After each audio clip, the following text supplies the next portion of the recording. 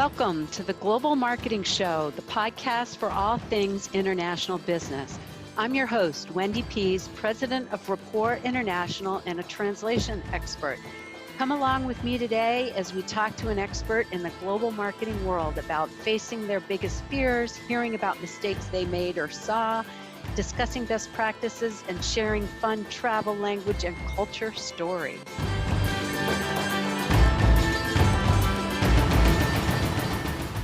Welcome to a special edition of the Global Marketing Show. Today, host Wendy Pease conducts an on-the-spot interview with an attendee of the XIM conference in Washington, D.C. that was held in December of 2022. The XIM conference is an opportunity for attendees to learn about the Export-Import Bank of the United States' financing tools, as well as network and explore opportunities for global exporting with other attendees and vendors. We hope you enjoy today's guest and keep listening for more episodes from this amazing conference. Welcome to this episode of the Global Marketing Show, and this is a continuation in the series of interviews that we're doing at the XIM conference in DC. And our next guest is Tracy Gray. She has got so many awards and so many interesting things about her that I don't even know where to start. She's a top 50 influential women. She's done a TEDx Talk. She co-wrote articles. She has been senior advisor for international business to the LA mayor. It goes on, and she's the founder and managing partner of the 22 Fund. So Tracy, welcome so much. Thank you for having me. I'm excited to talk to you. Oh yes, you're doing some amazing things with investment and equity and justice in the financial sector. So why don't you tell me about the 22 Fund and what you're doing? So the 22 Fund is a early growth venture capital fund, and we invest in manufacturing companies to help increase their export capacity or their international sales. We are a mission-driven fund, meaning that we expect high impact and high returns. And the impact comes from the fact that exporting companies are more successful, higher revenues, and they are most likely located in a low and moderate income communities, not exporting, but manufacturing companies. Okay, so you find the manufacturers that are in low income communities, you help them export, and that raises the whole community. Yes. Because you pay higher wages Exactly. and offer opportunities. Yes, and exporting, when coupled with manufacturing, the wages are $94,000 a year on average and are more likely to have health care. We're also, our mission is to increase generational wealth for women and people of color. Yes. And so that's what we do. And we're mainly climate. We only invest in climate, clean tech, sustainable manufacturing companies, because manufacturing can be rather a dirty industry. Oh, right. So tell me, give me some examples of the companies that you're working with and where they're located. So I should say that our mission is to create what we call the clean quality jobs of the future in low and moderate income communities. That all happens from our strategy. So a couple examples. One company we invested in, it's a black woman, an LGBTQ woman, who makes a fertilizer and a grow medium for indoor farming from food waste. So it's a circular economy, and the reason we invested in her is that we see the issues in sub-Saharan Africa and in Central America with the lands never coming back from the climate change, and most of the subsistence farmers around the world are women. And so we see a solution to these farmers is potential for indoor farming or vertical farming. And so this medium will help for organic indoor farming, not just, there's no chemicals in it, it's all clean. And so that's one. That's example. Fantastic. So the women can use this fertilizer to grow their own food and then create a business to support. That's what we see. So indoor farming, I'm not sure, we have to do a little more research on what's happening around indoor farming globally, but we see that's the future. You must be familiar with Opportunity International. No. That's a perfect marriage for that business. They're a nonprofit that does micro lending to women in particular to help them like buy a sewing machine to start a business. And so that's the Opportunity kind of International. Yes, Just yes. filing that in my head. Yeah. Yes, yeah. Poor International, we've donated to them before to help support that mission. Okay, great. Yeah. I'm going to look in that. And then another example, a company that we're looking at right now. So that company was called Renewable. Uh-huh. And this company, another company we're looking at, which is Nature Coatings. It's a white woman. She makes a carbon black dye. So the most used dye in the world is carbon black. You know, you have it on, everyone has black on, and you use black as a base for blue, a lot of different colors. But it's made from petroleum, typically. So it's the textile industry is the second most polluting industry in the world after oil and gas. Wow. And a lot of it is from these chemicals and these dyes that leach into rivers and streams. So she's come up with a carbon black that's made from wood waste. So once again, it's not using any new materials, it's leftover materials, so another circular economy business. And she's going to locate her manufacturing in a small town in Georgia that has, I think it's like 52% black, and the average wage is only $30,000. So she's going to bring up the wages in this community, and it all happens just from our investment strategy. So those are the type of companies, and we do anything from, we're industry agnostic, so we even have a hair care product for textured hair. And the co-founder of that company, Sienna Naturals, is Issa Rae, the actress, who has this amazing following. So that is one reason we invested in it, because consumer products, it's hard to figure out who's going to win, who's going to rise above the noise. It's all marketing at that point, and having someone like that with her platform was really important to us to make that investment. And it's a clean product, and it's the first one where a dermatologist has tested and approved it, recommended it. So that's kind of the type of businesses we do. We even have an EV charging company. We have so many different, because we don't care what industry, as long as you have products that are wanted around the world or needed around the world. Okay, so let's bring the international part of it. You said that, consumer product, that's where marketing comes in, but marketing comes in across all the industries. How are they doing the global marketing? A lot of them are just starting to export. So we have a relationship with Commerce, SBA, and Exim Bank. And so we kind of we provide this concierge service for them. We have contact that helps them move through the process to export, and helps them with their market analysis, the marketing partners on the ground, all the things you need to export. We have these relationships. We're the first company, the first venture fund to focus on exports. So it's new, we're trying out different things, we're going to learn and see how it works, but having the relationship with this all of government approach to manufacturing and to exports is really helpful, and that's just happened in this administration.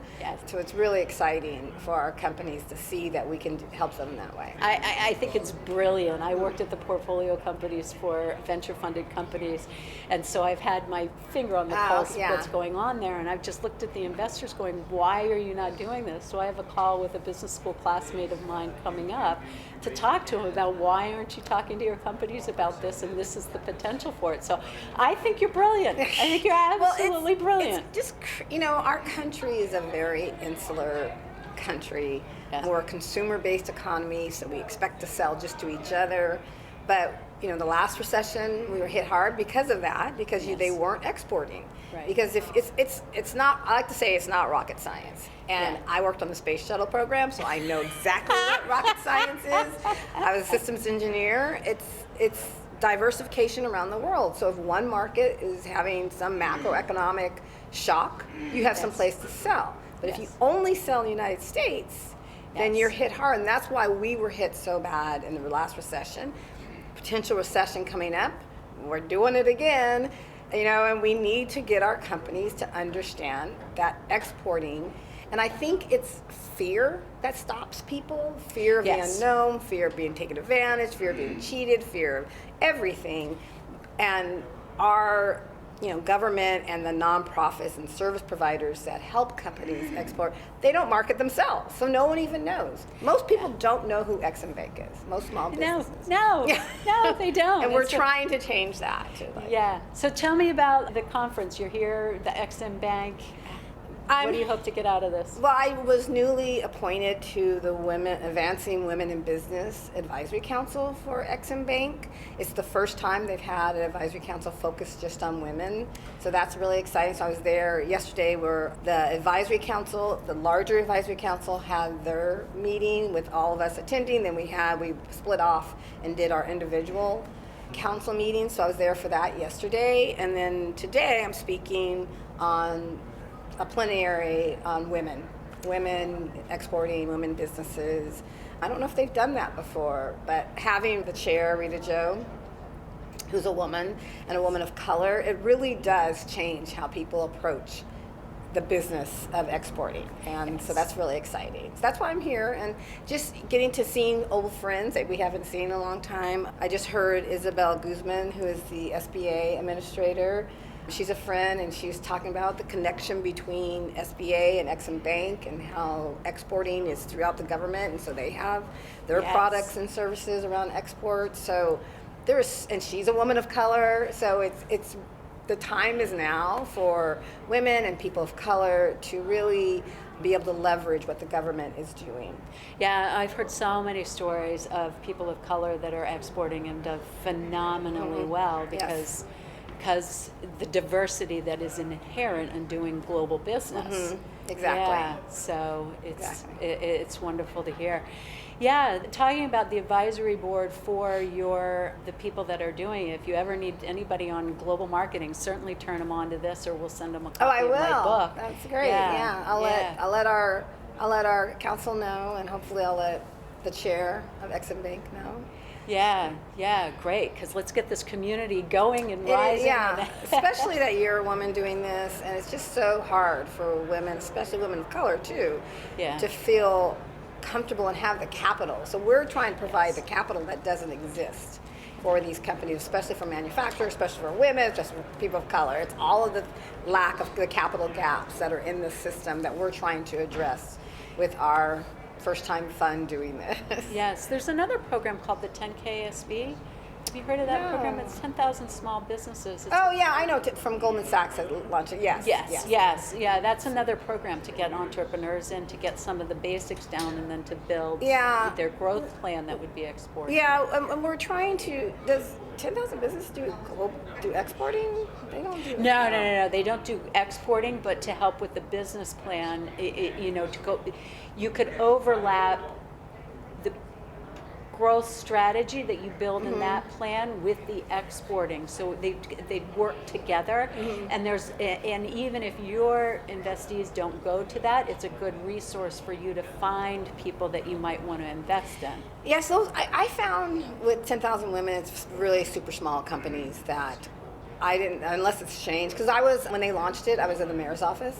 And they launched it in LA, and 10,000 women is different than 10,000 small businesses. We did both.